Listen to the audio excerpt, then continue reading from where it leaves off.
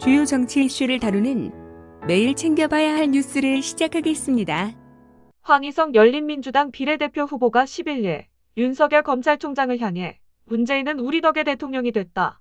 우리는 이명박 박근혜 대통령 이인과 양승태 대법원장을 구속시켰는데 문재인이라고 구속 못할 것 없다는 취지의 말을 한 적이 있나라고 공개 질의한 데 대해 12일 복수의 인사들로부터 윤석열 총장이 그런 얘기를 했다고 들었기 때문에 질의한 것이라고 주장했습니다. 총선이 다가오니 아닌 말고시 카더라 통신발로 윤석열 총장 흠집내보려고 그냥 마구잡이로 던져보는 것 같은데요. 문재인을 구속 못할 게 없다라는 말이 사실이라면 윤석열 총장을 지지해야 할 이유가 하나 더 생겼네요. 진짜 황희석에게 충고하겠는데요. 법 앞에 만인이 평등하기에 문재인이라도 잘못이 드러나는 게 있다면 당연 구속해야 하는 거죠. 해당 소식에 한 네티즌은 문재인이 성역이냐? 부패의 주역이 구속되는 건 법을 지키는 일인데 문재인은 법 위에 있냐? 도대체 최강욱, 황희석 조국 수호인간들은 인간이 아니다라고 돌직구로 강타했습니다. 12일 온라인 누리꾼 12,000여 명 이상이 좋아요를 클릭하며 반긴 뉴스는 10일 오후 페이스북 페이지 연세대학교 대나무숲에 아빠는 아웃백 한 번 못 데려다 준 못난 애비 밑에서 잘 커줘 너무 미안하다며 목 놓아 울었다고 사연을 올린 어느 의대생 글을 소개하는 내용의 조선일보 기사였습니다. 기사 내용을 간추려 소개해보자면 작성자는 어릴 적 불의의 사고로 어머니를 잃고 건설 현장에서 일용직 일을 하시는 아버지마저도 사고를 당해 가난의 고통은 더욱 커졌지만 상고를 다니던 언니가 대학을 포기하고 헌신한 덕분에 오직 공부에 전념할 수 있었고 결국 수능에서 만점에 가까운 점수를 받았다고 합니다. 그날 작성자의 아버지는 그렇게 가자고 조르던 아웃백 한 번 못 데려다 준 못난 애비 밑에서 잘 커줘서 너무 미안하다며 목 놓아 울었다고 했습니다. 아버지의 말에 수능 가채점표를 붙들고 세 가족 모두가 엉엉 울었다고 합니다. 작성자는 그렇게 연세대 의대에 합격했다고 합니다. 작성자는 오늘 아빠가 아웃백을 사줬다며 언니와 내가 스파게티와 스테이크와 랍스터까지 먹는 모습을 본 아빠는 또 울었다. 아빠가 울어서 나랑 언니도 또 울었다고 했습니다. 해당 기사에는 무려 3,800여 개의 댓글이 달려 온라인 민심을 충분히 파악할 수 있었는데요. 그중에서 순공감순, 페이스트 댓글들 몇 개 소개해보자면 쉐오는 저렇게 눈물나게 의대 가는 경우도 있지만 애비엠이 잘 만나서 의학 박사 논문 낙하산 저자되고 가짜 표창장 만들어서 의전 가는 사람도 있다는 게 슬프다라는 글을 적어 무려 19,789명으로부터 공감을 받았고 해너는 이런 학생이 많이 나오는 나라가 강국이다. 아빠 찬스 쓰는 조국 딸이 아니다. 득계문들 반성해라는 글을 적어 9,058명으로부터 공감을 받았으며 ANX에는 정유라는 그래도 자기가 노력해서 금메달이라도 땄다. 조국이는 뭘 했나? 아빠 찬스 쓴 거? 문준용은 아빠 찬스 없으면 절대로 불가능할 공공기관 수준은 어떻게 했을까라는 글을 적어 7,650명으로부터 공감을 받았습니다. 이게 민심인 겁니다. 지금 국민들은 경제 문제로 죽겠다고 난리아우성인데 좌파 정권이나 좌파 정치권은 국민의 곡소리가 비명이 아니라 환호로 쳐들리나 봅니다. 아니라면 어떻게 총선에서 감히 승리를 예단할 수 있는 거죠?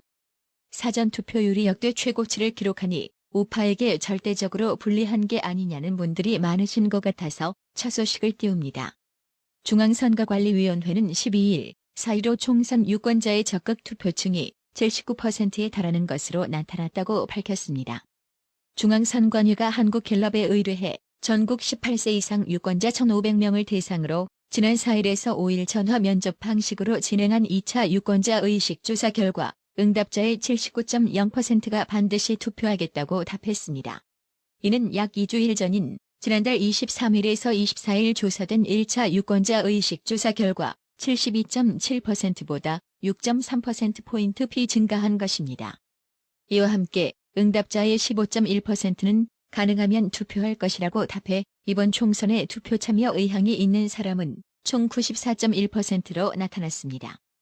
연령대별로는 반드시 투표할 것이라는 응답은 18세에서 29세 1차 조사에서는 52.8%, 2차 조사에서는 60.4%, 30대 71.3%에서 75.6%, 40대 77.0%에서 84.4%, 50대 73.8%에서 80.3%, 60대 83.8%에서 86.6%, 70세 이상 82.5%, 90.9%로 각각 증가했습니다.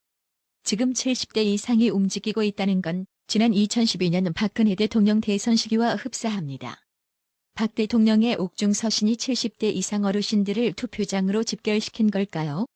분명한 건 상황이 결코 나쁘게 돌아가고 있지 않은 총선이라는 겁니다. 총선을 승리하려면 수도권이 아주 중요한데요.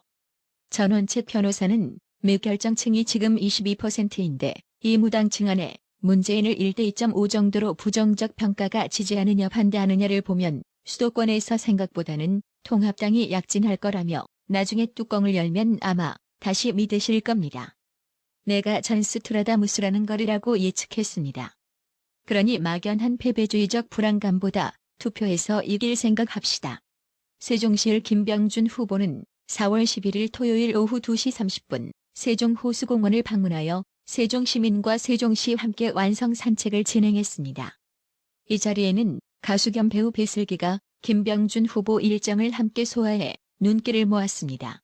김병준 후보와 배슬기 씨는 중앙광장에 모여있는 시민들과 자연스럽게 사진을 찍고 산책을 진행했고, 김병준 후보는 세종시가 특별자치시에 걸맞는 혁신을 통해 대한민국을 선도할 새로운 기준을 제시해야 한다며 이번 총선 이후 새롭게 그려질 세종의 밝은 미래를 이야기했습니다. 배슬기 씨는 세종시에 볼 일이 있어서 내려왔다가 평소 친분이 있던 김병준 후보를 잠시 뵈러 왔다면서 세종 시민께서 진정 세종을 위해 헌신할 훌륭한 후보를 뽑을 것이라 생각한다고 소회를 밝혔습니다.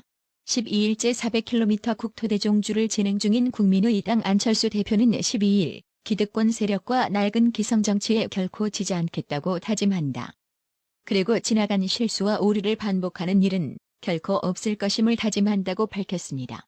안철수 대표는 이날 자신의 페이스북에 올린 글에서 9년 전 서울시장을 양보했을 때, 그 다음 해 대선에서 후보를 양보했을 때 각각의 이유는 달랐지만 저는 세상의 선의와 희생과 헌신의 가치를 믿었다며, 그러나 기성 정치권은 저를 철수 정치라고 조롱하고 유약하다고 비웃었다고 적었습니다. 또 양보를 받은 사람들도 받기 전에는 간이라도 빼줄 듯이 했지만 막상 양보를 받자 끊임없이 지원만을 요구했지 고마움을 표시하지 않았다며 오히려 실패의 책임을 제게 덮어씌우는 모습을 보며 정말 이쪽 세상과 사람들을 몰라도 너무 몰랐던 것 같다고 했습니다. 안철수 씨가 뒤늦게나마 좌파의 위선을 피부로 절감하고 그 실체를 제대로 알아서 다행입니다. 그런데 안철수 씨가 하나 간과한 게 있어요. 좌파 정치꾼들에게 당했지 우파 정치인들에게 당한 건 없지 않나요? 이제부터는 제발 철 좀 드는 행보를 하길 바랍니다. 우파는 양심이라도 있어서 잘못하면 머리라도 긁습니다. 좌파가 파렴치하고 후안무치하다는 건 대부분의 국민들은 이미 알았는데 어리석게도 나이브하게도 안철수 당신만 늦게 안 겁니다. 이제부터는 우파의 표심을 더욱 부채질해줄 소식입니다. 유시민이는 지난 10일 유튜브 채널인 유시민의 알릴레오에서 민주당에서는 조심스러워서 130석 달성의 플러스 알파를 위해 노력 중으로 이는 지지층 이탈 우려 때문에 소극적으로 말하는 경향이라면서 범좌파 진영의 180석 확보라면서 비례대표까지 합치면 그것이 불가능한 것이 아니라고 보고 있다고 말했습니다. 유시민이가 더불어민주당 등 범좌파 180석 가능성을 언급하자 그동안 선거에 관심이 없었던 층에서 심상치 않은 움직임을 보이고 있다고 합니다. 관련 기사의 댓글에서는 우파층은 물론 중도층으로 보이는 세력들이 일제히 반발하는 분위기가 역력했다고 파이낸셜 투데이가 보도했습니다. 또 여권에서도 민주당 후보들은 집권 여당이 오만하다는 비판과 함께 정권 견제론으로 반격을 받을 수 있다고 우려하며 난감하다는 반응을 보이고 있다고 전했습니다. 미래통합당은 12일 유시민이의 범좌파 180석 발언에 대해 오만에 극치라며 맹공에 나섰습니다. 황교안 미래통합당 대표는 12일 오전 서울 정계광장에서 열린 4.15 총선 대국민 호소 집중 유세에서 지금 문재인 정권의 오만이 극에 달했다며 180석을 자기들이 가져가겠다면 가져가는 것이냐. 국민들이 줘야 하는데 이런 발언은 국민을 주인으로 생각하는 자세가 아니다라고 비판의 날을 세웠습니다. 진중권 전 교수는 11일 본인 페이스북을 통해 유시민이 과거 신라젠 상장과 관련된 발언을 하는 영상을 공유했습니다. 36초의 영상에서 유시민이는 대한민국 기업 신라젠이 글로벌 임상을 하는 것은 놀라운 일이라는 생각이 든다며 신라젠의 면역항암제 팩사백의 임상을 호평했습니다. 영상을 올린 진중권 전 교수는 국민의 당 대표인 안철수 씨는 여당 민주당이 압승을 하면 정권의 비리에 대한 수사가 중단될 거라고 말아줘라며 압력을 받는다고 윤석열 총장이 스스로 그만둘 사람도 아니고 정권으로서도 임원 사람 트집 잡아 강제로 끌어내리는 게 쉽지는 않을 것이라고 말했습니다. 그러나 총선 이후엔 윤석열 총장에 대한 압박이 더 심해질 것이라며 유시민이가 이를 기뻐하고 있다고 꼬집었습니다. 진중권 전 교수는 하지만 총선 후 검찰총장에 대한 압박이 거세질 거라는 것은 누구나 예상할 수 있다며 수사팀에 발을 묶어놓으려고 온갖 방해를 하겠죠. 총선에서 압승이 예상되자 유시민 씨가 윤석열은 이미 식물총장이라고 기뻐한다고 지적했습니다. 그러면서 유시민 씨, 그동안 바짝 긴장해 있다가 이제 마음이 좀 놓이는 모양이다고 일침을 가했습니다. 백원우 전 청와대 민정비서관이 12일 더불어민주당 경기시흥 후보 지원 유세 연설에서 미래통합당을 향해 쓰레기 정당이라고 말한 것이 알려지면서 논란이 일고 있습니다. 민주당 이해찬 대표가 지난 8일 통합당을 향해 토착 외구, 천박하고 주책 없는 당이라고 한 지 나흘 만입니다. 백원우 전 비서관은 이날 경기시흥 지원 유세에서 통합당은 국민에게 고통으로 다가오는 정당, 쓰레기 같은 정당, 쓰레기 같은 정치인이라며 저런 쓰레기들을 국민 여러분이 4월 15일에 심판해야 한다고 했습니다. 이미 청와대 울산시장 선거 개입 사건으로 피의자 신분으로 기소되어 재판에 넘겨진 백원우, 얼마 전 검찰이 숨진 별동대 소속 수사관의 아이폰을 해제했다는 소식에 지금 누구보다 속이 까맣게 타들어갈 백원우의 이 같은 막말은 최후의 발악질일 겁니다. 그런데 더더욱 문제는 언론에 찌들린 편향성입니다. 백원우 쓰레기 발언이야말로 막말인데 왜 언론은 이것을 제대로 부각시키지 않는 거죠? 지금 가만히 보면 좌파 정치권에 맞추어 막말 프레임을 짜는데 절대적 공로자는 대한민국 좌경화된 언론과 방송일 겁니다. 홍현영님, 주감사님, 강현영님, 03페이스풀제로님, 일요일인데도 불구하고 구독료 후원해주셔서 정말 감사합니다. 더욱 노력하는 나라의 TV 되겠습니다. 나라의 TV는 보다 더 양질의 컨텐츠를 생산하기 위해 자발적 구독료를 후원 형식으로 받고 있으니 많은 성원 부탁드립니다. 구독 그리고 알람 설정, 뉴스 영상 내용이 좋았다면 좋아요를 클릭해주세요.